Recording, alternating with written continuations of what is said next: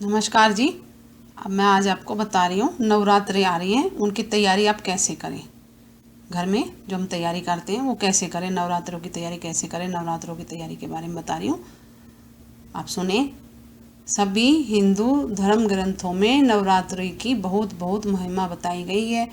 नवरात्रि के 9 दिनों में भक्तगण सच्चे मन से माँ आदि शक्ति के विभिन्न रूपों का आराधना करते हैं और माँ से अपने घर परिवार में आरोग्य, सुख, समृद्धि और समस्त सुखों के लिए प्रार्थना करते हैं। दोस्तों, मान्यता है कि जो भी भक्त सच्चे मन और पूर्ण श्रद्धा से माँ की आराधना करते हैं, माँ उनकी समस्त अभिलाषाएं अवश्य ही पूरी करती है।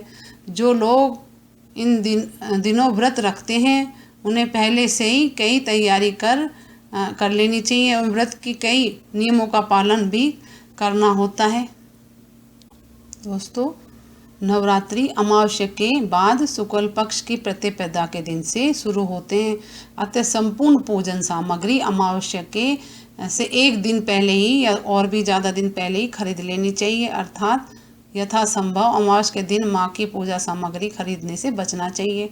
सामान्य देखा जाता है कि नवरात्रों के प्रथम दिन कलश स्थापना जौ बोने के लिए श्रेष्ठ मुहूर्त थोड़े समय का ही मिल पाता है, जिसमें हम जल्दी जल्दी करते हुए हड़बड़ा जाते हैं और कई बातों को भूल जाते हैं। अतः जो लोग घर में जो बोते हैं उन्हें जो बोने के लिए बर्तन एवं मिट्टी की व्यवस्था एक दिन पहले या 2 दिन पहले से कर लेनी चाहिए।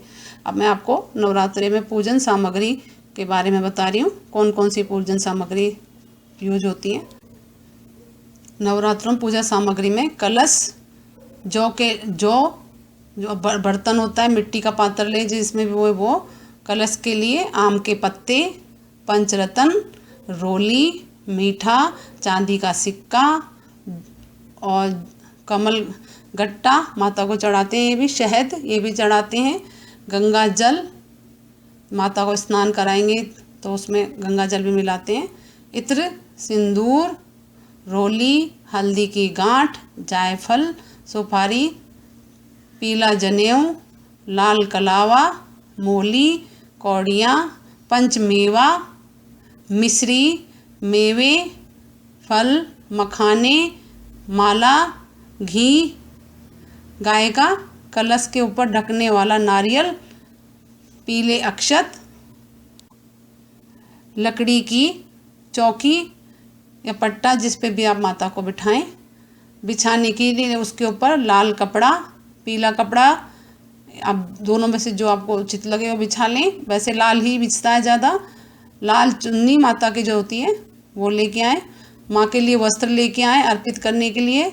सुहाग का सामान लेके आए, 16 श्रृंगार उसमें होते हैं, चूड़ी आदि जो भी हो खरीद कर उनकी लिस्ट बना के आप पहले से ही खरीद के रख लें, जिससे ऐन वक्त पर कुछ खोजना नहीं पड़े। पूजा के लिए पान के पत्ते और फूल माला को भी एक रात पहले ही खरीद के रख लें और फ्रूट भी पहले ही खरीद के रख लेना चाहिए।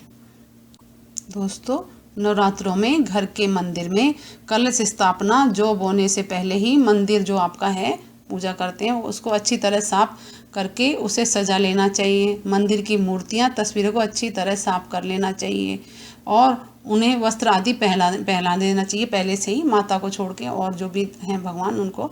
अधिकतर ये देखा जाता है कि भक्तगण यह कार्य नवरात्रि के प्रथम दिन ही करते हैं, जिससे अच्छा खासा समय लग जाता है और स्थापना जो का शुभ मुहूर्त है वो नहीं मिलता, वो निकल जाता है। अतः मंदिर की साफ सफाई सजावट का कार्य 2-3 दिन पहले ही हर हाल में कर लेना चाहिए, जिससे उस दिन जल्दबाजी में कोई भूल चूक ना हो।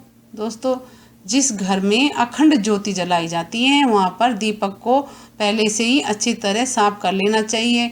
घी और गाय का शुद्ध घी और दीपक ढकने के लिए शीशा का इंतजाम पहले से ही कर लेना चाहिए। मान्यता है कि अखंड ज्योति में रुई की जगह लाल बत्ती का प्रयोग करना शुभ रहता है, लेकिन इस बात का ध्यान रहे लाल बत्ती सूती हो तभी वह लंबे समय तक जल पाएगी। दीपक के लिए सूती लाल बत्ती पहले से ही लेनी चाहिए, बना लेनी चाहिए और लाल बत्ती से लक्ष्मी आती है, इसलिए लाल बत्ती यूज करते हैं। दोस्तों, जो लोग नवरात्रों में घर में कलश स्थापना करते हैं, नवरात्रि के व्रत रखते हैं, उन्हें नवरात्रि से पहले ही अपने घर की अच्छी तरह साफ सफाई कर लेनी चाहिए। विशेषकर घर के मंदिर, रसोई और फ्रिज को बिल्कुल साफ सुथरा करके रखना चाहिए। वहाँ किसी प्रकार का प्याज, लहसुन, नॉनवेज वगैरह कोई ऐसी चीज़ नहीं रखनी चाहिए। सबको निकाल के अलग कर देना चाहिए।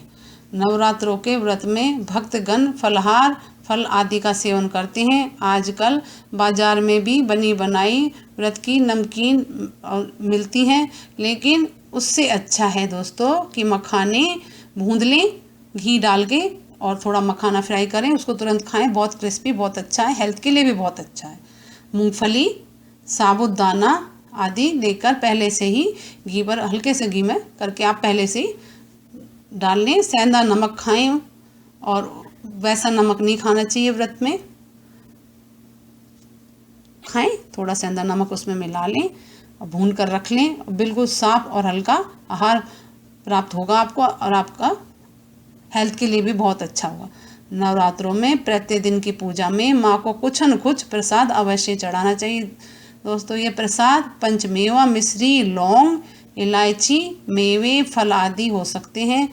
इन्हें भी पहले से ही खरीद के रख लेना चाहिए। ऐसी चीज़ें, फल तो फिर भी एक दिन पहले खरीद सकते हैं हम ज़्यादा, लौंग, इलायची, पंचमेवा ये सब पहले से ही खरीद लें।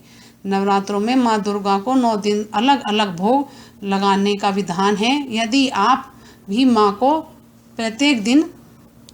प्रतिदिन शास्त्रों के अनुसार भोग लगाना चाहते हैं, तो प्रतिदिन के भोग के लिए व्यवस्था भी पहले से ही कर लेनी चाहिए। समय रहते ही पहले से कर लेनी चाहिए, जिससे टाइम वेस्ट ना हो।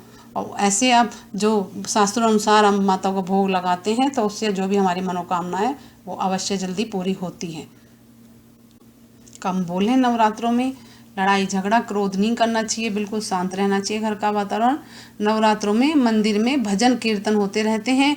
बहुत से लोग अपने घर पर भी माँ की भेंट भजन कीर्तन का आयोजन करते हैं। दोस्तों, इससे वातावरण शुद्ध होता है। नवरात्रों में किसी भी दिन समय निकालकर इन कीर्तन में, भजनों में अवश्य ही जाना चाहिए, अथवा अपने घर पर ही नहीं तो अपने घर पे आप भजन सुन सकते हैं लगा के नवरात्रों में, और आप खुद भी कर सकते हैं। माता के गीत अवश्य ही सुनने चाहिए। इसका माता के भक्ति रस का आनंद जरूर लेना चाहिए, उससे माता प्रसन्न होती है बहुत। मैंने आपको नवरात्रि की तैयारी कैसे करें वो सब बताया। और आपको और कुछ पूछना है तो कमेंट्स करके मेरे से पूछें, और मेरे चैनल को लाइक करें, सब्सक्राइब करें। नमस्कार जी।